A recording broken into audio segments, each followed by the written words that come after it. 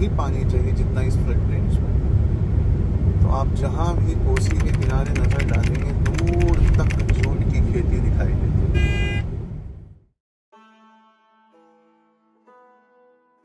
क्या फरमाया मेरे रसूल ने,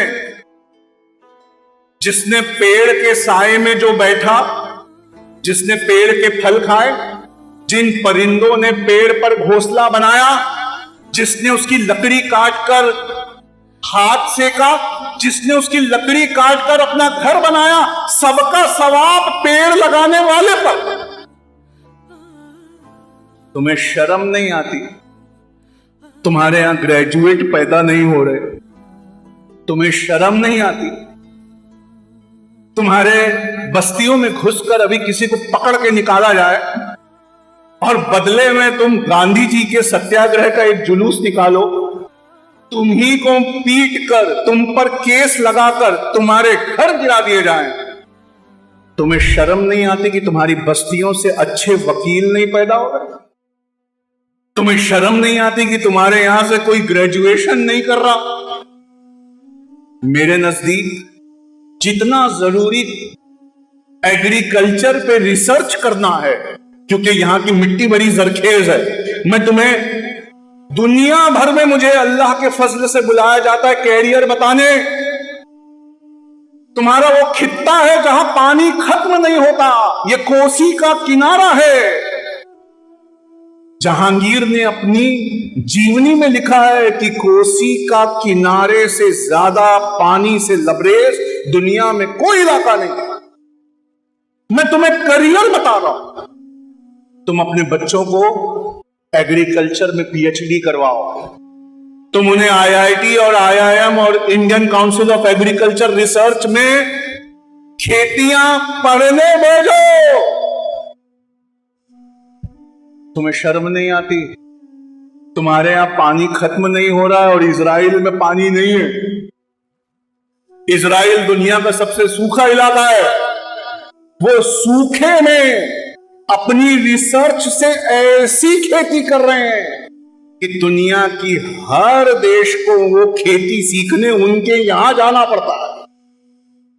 और तुम्हारे यहां खत्म नहीं होने वाला पानी है, फिर भी तुम खेती पे अपने बच्चों की रिसर्च नहीं करवा रहे। तुम्हें एग्रीकल्चर पे रिसर्च करने वाले लोग चाहिए, अपने बच्चों को तैयार करो, शादी खाने खाली करवाओ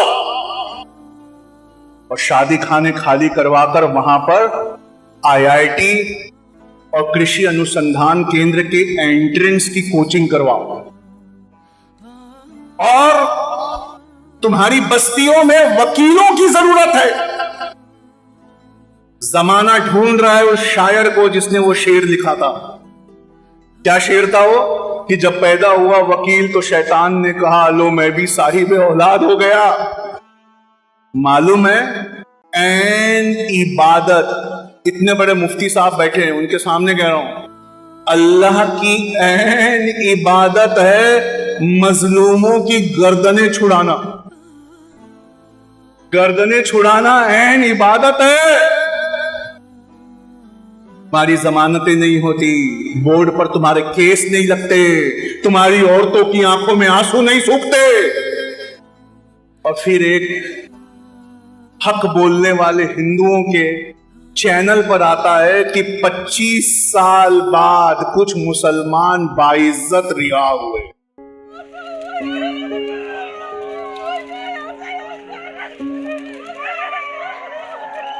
मेरे वाल सब निकले, मुझे गले लगे। मैं यही चाहत करता था, लेकिन ऐसा तो हुआ नहीं आज तक कभी। अब पहले तो उम्मीद रहती थी हम आएंगे बाहर, लेकिन जब हमने डिले करने लगी केस में, तो हमने छोड़ ही थी वो।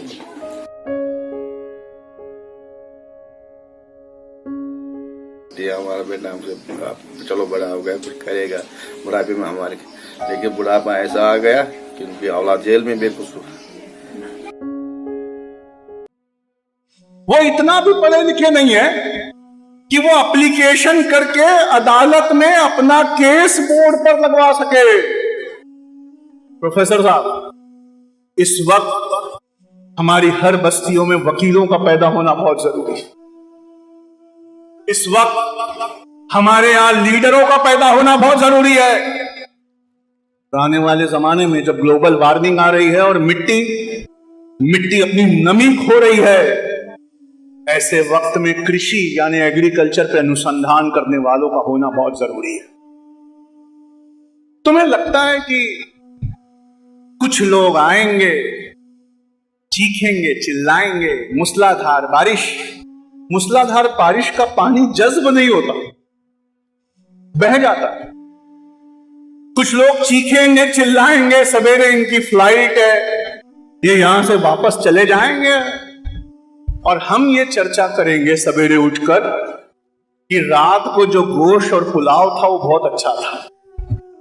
हम ये चर्चा करेंगे कि यार रात के खाने का टेस्ट अभी भी मेरे जबान पर है, कुछ बचा हो तो गरम कर दो। ऐसे करने वालों का कुछ नहीं होता। तुम्हें लगता है 10 बच्चे वापस आए, तालीमी बेदारी पैदा की, हो गई तालीमी बेदारी पैदा? नहीं। जैसे बीज बोने पर बीज खुद से नहीं ग्रो होता है, उसी तरह एक बच्चे के करियर को बनाने में बहुत सारे लोगों का हाथ होता है। सबसे पहला हाथ उसके वालिदैन का होता है और उसमें सबसे बड़ा हाथ वालिदा का होता है। जिन घरों में वालिदा अपने बच्चों की पढ़ाई पर ध्यान नहीं देती, उन घरों में घुसते ही मैखाने का नजारा होता है। जैसे मैखाने में बोतल लेकर कुछ शराबी गिरे होते हुए, हमारे उन घरों में जहां वालिदा पढ़ी लिखी नहीं होती, हमारे उन घरों में जहां माएं पढ़ी लिखी नहीं होती, वहां शराबी की तरह हाथ में बोतल की जगह मोबाइल लेकर गिरे हुए बच्चे मिलते हैं। पढ़ाओ अपनी बच्चियों को। अगर चाहते हो कि तुम्हारी नस्लें गुलामी ना करें, जितना तुम्हारा पढ़ने का हक है उतना उनका भी पढ़ने का हक है। मेरा दिल बहुत टूटा जब किसी ने यहां से ऐलान किया कि मगरिब तक ही औरतों को इजाजत थी, उनका इंतजाम और एहतमाम अलग से किया गया था। क्या ये मुसलमानों की बस्ती नहीं है? क्या ये ईमान वालों की बस्ती नहीं है? क्या इस प्रोग्राम में इतनी देर रात अगर एक तकरीर हो रही है तो हमारी माँ और बच्ची और बहनों को नहीं सुनना चाहिए? क्या वो अपनी ही बस्तियों में सुरक्षित नहीं है? तुम्हारी आधी आबादी है वो, और गुलामी की जंजीरें खोलने वाली चाबियां हैं वो। जब भी तुम्हारी नस्लें आजाद होंगी, जो पहला ताला खुलेगा वो सिर्फ एक पढ़ी लिखी मां के हाथ से खुलेगा। एक मां लगती है, एक बाप लगता है, और उसके बाद सबसे बड़ा रोल उसकी करीबी मस्जिद के इमाम का होता है। उस इमाम को भी पूछना चाहिए, उस इमाम को नमाज पढ़ाने के बीच में गश्त कर कर बच्चों को बेइज्जत करके उनके घर वापस भेजना चाहिए। चौराहों और ठियों और पान की दुकानों से उन्हें भगाना चाहिए। उसके बाद सबसे बड़ा रोल उसकी सोहबतों का होता है। कैसी सोहबतें हैं हमारी? मैं जिसने जिंदगी में कुछ नहीं किया और मेरे उचक्के दोस्त जिन्होंने जिंदगी में कुछ नहीं किया, वो मिलकर कैसे इस कौम को आजाद करा लेंगे? हम प्रोफेसर साहब, हम प्रोडक्ट हैं अपनी बस्तियों का। हमारी बस्ती में ही कभी तालीम नहीं थी तो हम कहां से तालीम याफ्ता होते? हम प्रोडक्ट हैं अपनी फैमिली, अपनी मस्जिद का। वहां किसी ने कभी टोका ही नहीं तो हम कहां से ग्रेजुएशन कर लेते? इसलिए रेत के जर्रे से ज्यादा तुम्हारी कोई हैसियत नहीं। संविधान में वादा करके गए हैं इस देश को बनाने वाले कि सबको बराबरी का हक है, पर बराबरी का हक बराबर वालों में दिया जाता है। बराबरी का हक बराबर वालों में दिया जाता है और तुम्हारी कौम बाकी कौमों के बराबर इल्म में नहीं है। इसलिए तुम्हें संविधान के बराबरी का हक नहीं दिया जाएगा। नहीं, मुझे नहीं लगता कि इन मुसीबतों के आने से पहले हम अपने रब से भी इतने करीब थे। हम कौम बनकर ही तब उभरे हैं जब हम पर अज़ाब आया। हम एक हाथ पर हाथ रख के इंतजार करने वाला वो जमघट थे, वो मजमा थे जो किसी अज़ाब का इंतजार कर रहा था। जब अज़ाब आया है तो अब हमारी कौमों में ये तालीमी कॉन्फ्रेंस हो रही है, तो क्या अज़ाब चला जाएगा? मैं तो अभी बोल रहा था अपने प्रेसिडेंट साहब से कि सर कुछ भी होना चाहिए, हमारे देश की सरकार नहीं बदलना। तो कह रहे थे क्यों? मैंने कहा अगर ये सरकार चली गई तो ये तालीमी कॉन्फ्रेंसेस भी चली जाएंगे। फिर इन शादी घरों में वही होगा, क्या वलीमे हो, धूमधाम से बाजे गाजे से। तुम्हारे वलीमों को खत्म करके तुम्हें इल्म की तरफ धकेलने वाली सरकार को वहीं बरकरार रहना चाहिए, और वो रहेगी। क्यों? बहुत गहरी बात सुनाता हूं, मुझे नहीं लगता कि तुम में से कोई इसका वजन उठा पाएगा, लेकिन सुन लो। कोई अज़ाब तब तक नहीं जाता, कोई अज़ाब तब तक नहीं जाता जब तक वो सिखा ना दे जो सिखाने आया है।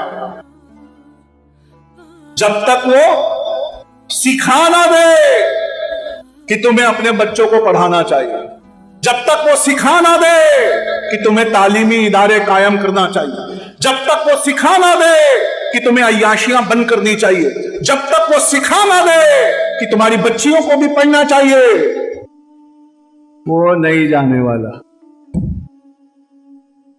और तुम जो दांत फाड़ के हंस रहे हो, तुम कहीं जाने वाले। और कहां जाने वाले हो ये अगली बार किसी चिकन की दुकान पे जब चिकन लेने जाओगे तब महसूस करना। जब वो दुकान वाला तुमसे पूछेगा कितने किलो का, कहोगे 2 किलो का, तो वो मुर्गियों में से 2 किलो वाले को पकड़ेगा, वो बहुत चीखेगा, वो बहुत चिल्लाएगा। 20 करोड़ का घर जिसको बनाने में 7 साल लगे थे, 4 बुलडोजर से जब उसे काटा जाएगा, वो चीखेगा, वो चिल्लाएगा। लेकिन बाकी मुर्गियां वो इधर इधर देखकर इस बात पे जश्न मनाएगी कि हम बच गए। तुम भी उसी तरह जश्न मना रहे हो कि बाबा उसका घर टूटा ना, उस पर बुलडोजर चलाना, हम तो बच गए ना। सवाल है कब तक? तब तक जब तक तुम अजाब से सीख नहीं जाते। क्या सीखना है? कि तुम जो नींद में सोए हो, तुम्हें उठना चाहिए और उठकर अपने बच्चों को सब कुछ छोड़कर पढ़ाना चाहिए। तुम्हें सब कुछ छोड़कर पढ़ाना चाहिए। जैसे फूल जब जंगल में खिला होता है ना, मेरा तो मन कर रहा है मैं समझाऊं भी नहीं, मेरा मन कर रहा है कि मैं ना समझाऊं ना कुछ बताऊं। जब तक फूल जंगल में खिला होता है ना, उस पर गर्म सूरज की आंच पड़ती है, हवाएं चलती हैं, उसकी पंखुड़ियों को उखाड़ने के लिए हवाएं चलती हैं। तप जाता है वो फूल बुरी तरह, लेकिन खिला रहता है, खिला रहता है। फिर कोई जाता है उसे वहां से तोड़कर, महादेवी वर्मा कहती हैं उसे वहां से तोड़कर सुहाग की सेज पर रख देता है। पलंग सजाने के लिए एक एयर कंडीशनर रूम में उस फूल को रखा जाता है। ए फूल, तेरे तो सारे संघर्ष खत्म हो गए। कहां तू धूप से लड़ रहा था, कहां आराम है। कहां तू जंगलों में तेज हवाओं से भिड़ रहा था, कहां तुझे सेज पर लेटना है। पर वो फूल थोड़ी देर में मुरझा जाता है। तुम्हें कुदरत कैसे समझाए कि बिना मुखालिफत, बिना दुश्मन, बिना जमाने के बॉयकॉट करे तुम भी मुरझा जाओगे। तुम्हें जो चीज तरोताजा रखती है वो यही है कि सारी दुनिया तुम्हारे खिलाफ है। अब तुम्हें उठना चाहिए और कुछ करना चाहिए। जब यहां इनाम बांटा गया तो इतने छोटे छोटे बच्चे आए। उन्हें देखकर मुझे नेशनल ज्योग्राफी की एक डॉक्यूमेंट्री याद आई। वो डॉक्यूमेंट्री में ये होता है कि जंगल में आग लग जाती है, लकड़ी के बड़े बड़े ठुट्ठे जलने लगते हैं।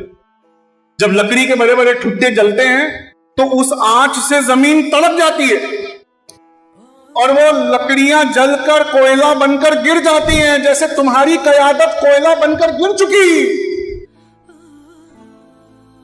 लेकिन उस आंच से जमीन जब तड़कती है तो उस तड़प के अंदर नन्ही कोपले पैदा होती हैं। और ये वो नन्ही कोपले हैं जिन्हें धूप और पानी पहली बार मिलेगा। अब ये पेड़ बनेंगी और जंगल को अगले 200 साल कयादत देंगी। हर बस्तियों में क्विज कंपटीशन करवाओ, हर बस्तियों में इनाम जीते हुए बच्चों को साइकिल, और साइकिल मत दो, उनकी फीस भर दो, उनकी फीस भर दो। उनको आईएएस करवाओ, पीसीएस करवाओ, जज बनवाओ और दुआ करना कि पूरी ताकत लगाकर कई बार इंटरव्यू देने के बाद भी वो फेल हो जाए। सर, समझ नहीं आया। आईएएस की तैयारी करवानी है, ये समझ में आया। फीस देनी है, ये समझ में आया। उसने मेहनत करनी है, ये समझ में आया। पर वो फेल क्यों हो जाए? प्रोफेसर साहब, आपने देखा होगा, क्योंकि अगर वो पास हो गया तो किसी आईएएस से शादी करके सेटल हो जाएगा। वो वापस लौटकर इन बस्तियों में, जैसे आज यहां एएमयू और जेएनयू और टर्की के बच्चे लौट कर आए हैं, वो वापस लौटकर नहीं आए। इसलिए माफी मांगना चाहिए मुकर्रिर को लास्ट में कि वो इतनी ज्यादा पिटाई करके गया है आप लोगों की। चेहरे लाल लाल हो गए, मैं देख रहा हूं। पर मैं नहीं मांगता माफी तुमसे, मैं नहीं मांगता। और मैं चाहता हूं कि तुम्हारे साथ इससे बुरा हो। सोचो क्यों? जब इतना ही बुरा हुआ तो 10 साल के बाद एजुकेशन की एक कॉन्फ्रेंस हो रही है। जल्दी जल्दी बुरा होगा तो जिस इदारे को खुलने में सालों लगने वाले हैं ना, मालूम है साल क्यों लगने वाले हैं, सालों क्यों लगने वाले हैं उस इदारे को खुलने में? क्योंकि गलती से ये सरकार चली गई तो वो इदारा कभी खुलेगा भी नहीं। इसलिए तुम्हारे साथ जल्दी जल्दी बुरा हो। क्यों? जब हमारे साथ बुरा होता है और हम भागते भागते थक जाते हैं। और तुम्हें अल्लाह का वास्ता, अपने आप को शेरशाह बादी मत कहा करो, पत्थर से मारूंगा मैं। क्योंकि शेर शाह से ज्यादा हिम्मती और ताकतवर जिसने शेर को, एक टीपू सुल्तान थे, एक फरीद थे। मालूम है फरीद कौन है? जिन्होंने शेर को अपने हाथ से फाड़ा था तो उस फटे हुए शेर को देखकर उस फरीद का नाम शेर शाह रखा गया था। अगर तुम भागते भागते थक चुके हो तो रुक जाओ, वहीं डटे रहो, खड़े हो जाओ, अपने डर से आंख मिलाओ, और अब भागने की बारी उस डर की है। शेर तब तक हमला नहीं करता जब तक सामने वाला उसकी आंखों में आंखें डालकर देखे। इसीलिए सुंदरबन के जंगलों में लकड़ी काटने वाले पीछे एक मुखौटा पहनते हैं। सोचो क्यों? जब शेर पीछे से हमला करने आता है तो मुखौटे को देखकर कंफ्यूज हो जाता है कि ये मुझे देख रहा है, मैं हमला नहीं कर सकता। उस लकड़ी काटने वाले की जान बच जाती है। शर्म करो और शेरशाह का नाम रोशन करो। खड़े हो, अपने डर से अपनी आंखें मिलाओ। और मुझे नहीं लगता कि हमारे बच्चे इतने लायक हैं कि वो पढ़ लिख कर कुछ करेंगे। है लायक, हमारे बच्चे बहुत लायक। इसलिए जब हमारी बच्चियां पढ़ लिख ले रही हैं तो उन्हें रिश्ता नहीं मिल रहा। क्यों? क्योंकि हमारे बच्चे बहुत लायक हैं। जब वो पढ़ लिख ले रही है तो उस लायक के बराबर रिश्ता ही नहीं मिल रहा। तो इस पूरी कौम के हर इंसान और हर परिवार से कहता हूं मैं, अपनी बच्चियों में इन्वेस्ट करो, अपनी बच्चियों को पढ़ाओ, और जब वो किसी लायक बन जाए ना तो किसी अच्छे व्यापारी खानदान में उनकी शादियां करवाओ। उस व्यापारी को एक पढ़ी लिखी बहू नहीं मिलेगी। उस व्यापारी के घर में पहली बार तालीम आएगी और तुम्हारी बच्ची को वो रुतबा मिलेगा ससुराल में। माफ करना कमजरफो, मुसलमान वो कौम है जिसका ज़र्फ ऊंचा नहीं।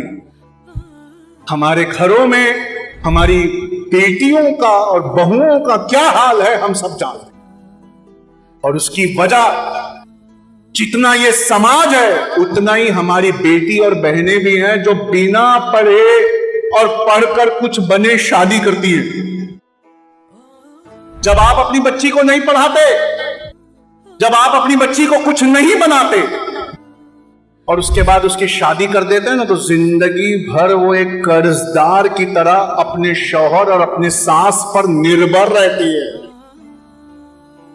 तो तुम्हें करना यह चाहिए कि अपनी बच्चियों को पढ़ाओ और उन्हें व्यापारी खानदानों में भेजो। और हदीसों की आखिरी बात बोल रहा हूं, हदीसों की पानी से उनके दिलों को वो सींचो, अपनी बच्चियों की तरबियत इतनी ऊंची करो कि उसे ऊंची पढ़ाई का घमंड कभी ना आए। अलबत्ता वो जिस परिवार में जाए उस परिवार के हर किसी को पढ़ा लिखा बना दे, इस उम्मीद के साथ कि इन तमाचों में से कुछ तमाचों ने असर किया होगा। मैं अपनी बात को यहीं खत्म करता हूं और मैं आपका शुक्रगुजार हूं कि आपने मुझे इतने दूर से बुलाया और मुझे अपने सामने कुछ बोलने का मौका दिया। जज़ाकल्लाहु खैरन कसीरा।